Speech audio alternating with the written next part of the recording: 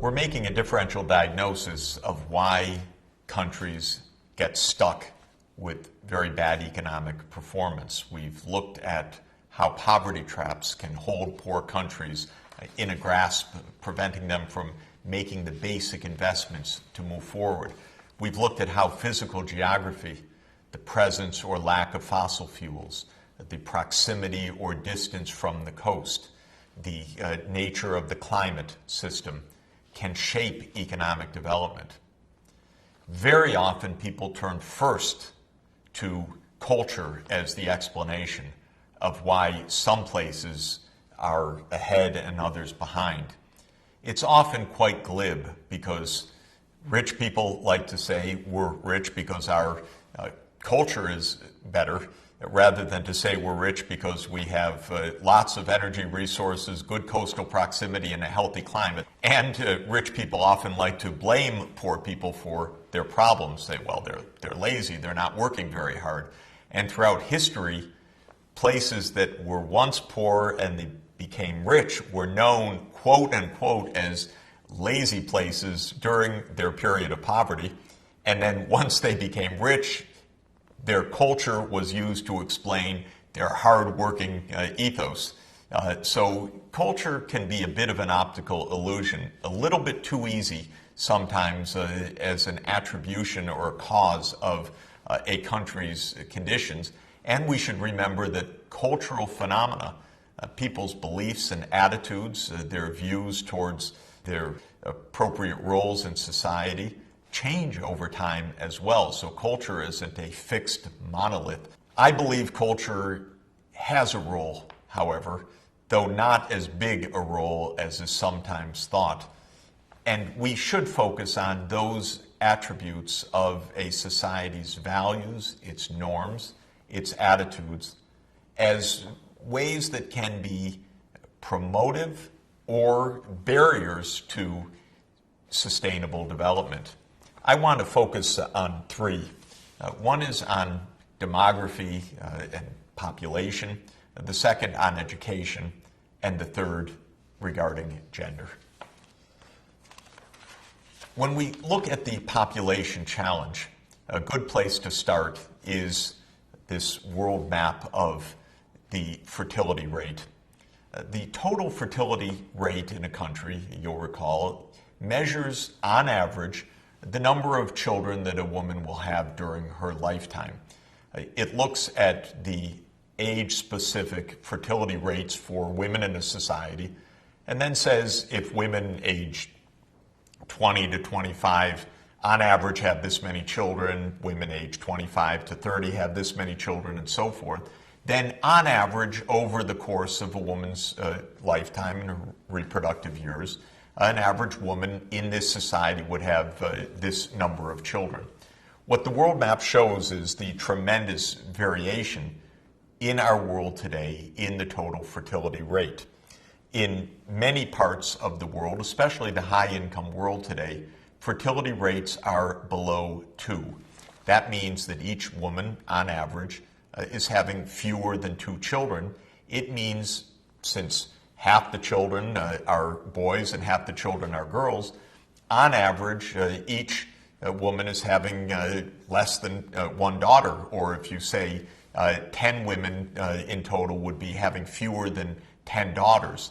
You can see that when fertility rates are below 2, so that on average each mother is not replacing herself in the next generation with a daughter, statistically speaking, that the population would tend to be stable or declining. When the total fertility rate is above 2, then the population would tend over the longer term to increase. So if in the high-income world on this map we see total fertility rates below 2, we also see in some of the world's poorest countries, and notably in Africa and in parts of South Asia, total fertility rates above 4. And in many rural areas in low-income tropical Africa, we have total fertility rates above 6. That is, a poor household would, on average, the woman would be having 6 or more children. This tremendously affects economic development. because with very large populations of young children, poor families have a very difficult time providing the basics for all of their children. Maybe just the eldest son is able to go to school, and the girls are married at a young age or work in the fields without a proper education. And that means that in the next generation, those young girls will grow up without the literacy and the skills that they need to help their own lives, their own children, and the national economy to be productive. So countries that have made a transition from high fertility rates to low fertility rates have tended to have an advantage in economic development. Countries that have still today very high fertility rates tend to have much lower economic growth. To a certain extent, this is a matter of income itself. It's not really a matter of culture. Poorer families living on farms tend to have more kids and have less access to family planning, to contraception. The girls don't have access to schools and don't go to school and are married young and begin having children at a very young age. But to some extent, at least, fertility rates also reflect culture. Let's look at one example of a society that moved rapidly from high fertility rates to much lower fertility rates. That's China. They did that by and large through a government policy known as the one-child policy. And while it's been very controversial, notice the implications of this policy. What has happened is, in a very short period of time, family size has come down rapidly, and parents have invested intensively in their one or sometimes two children. And so that within one generation, the levels of education, health, nutrition of Chinese young population has soared. This played an enormous role in China's very rapid economic development. So some places, by virtue of culture, politics, history, have still very high fertility rates. Other places have made a rapid transition to lower fertility rates, and the record shows very clearly that those countries experience faster economic growth, better health for the children, and higher educational attainments. Over time, this fertility rate shapes the population dynamics, whether the population is rising or declining in overall size, and the age distribution of the population shown here by the age population pyramid, so-called. What these pyramids show are the numbers of boys and girls, or men and women at various ages, showing the age structure of the population. If you look at Japan's population, for example, in 1950, when fertility rates were still rather high, the number of children at the bottom of the pyramid was much larger than the number of their parents and far larger than the number of the grandparents. By 2005, the shape of that pyramid had changed considerably. Japan had reduced its fertility rates, partly as a result of culture, partly as a result of economic development, partly as a result of public policy. And so now the number of children were actually fewer than the number of parents because the fertility rate had come down below 2. And the whole age structure, therefore, wasn't a broad pyramid with a big base of young children, but was now much more similar in numbers of population at all ages. By the middle of this century, because of the continuing low fertility rate, the population age structure will be an inverted pyramid. Few children, many more older people.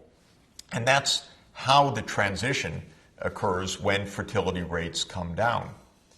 Most of today's very poor countries have that big base pyramid, huge numbers of very young children to be supported. How are they going to be educated? How are they going to get the health care and the nutrition that they need? Only if today's high fertility countries are able, through matters of public policy cultural attitudes, and so forth to help reduce those fertility rates.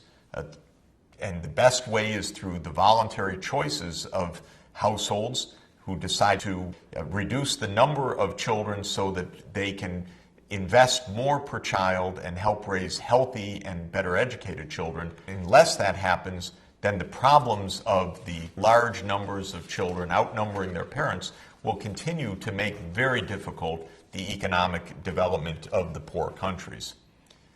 Another cultural phenomenon involves attitudes towards education. Some poor societies, even in a state of great poverty, by tradition, by culture, focused a huge amount of effort and attention on literacy.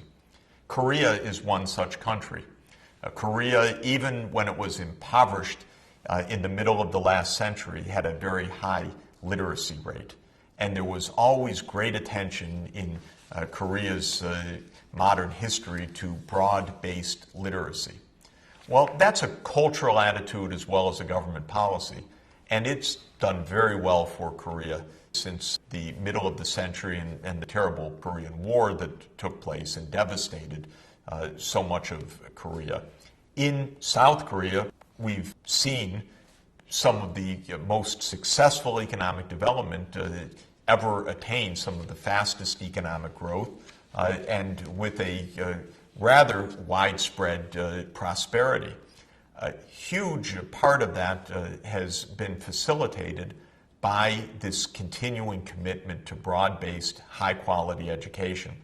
And indeed, this shows up in international test scores. What you're looking at here are the rankings on international testing in science and math. Where's Korea? Right at the top. It's not the richest country in the world, but it is right at the top ranks, number one or number two, definitely in almost every test and category within the top few countries in educational performance.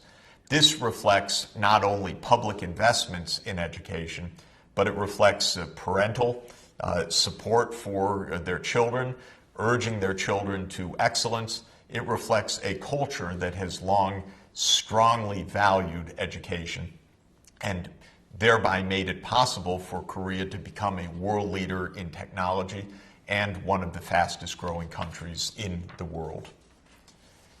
A third cultural attitude that deeply influences patterns of economic development are attitudes towards women. Do women have rights? Are women participating in the labor force? Do women face massive discrimination?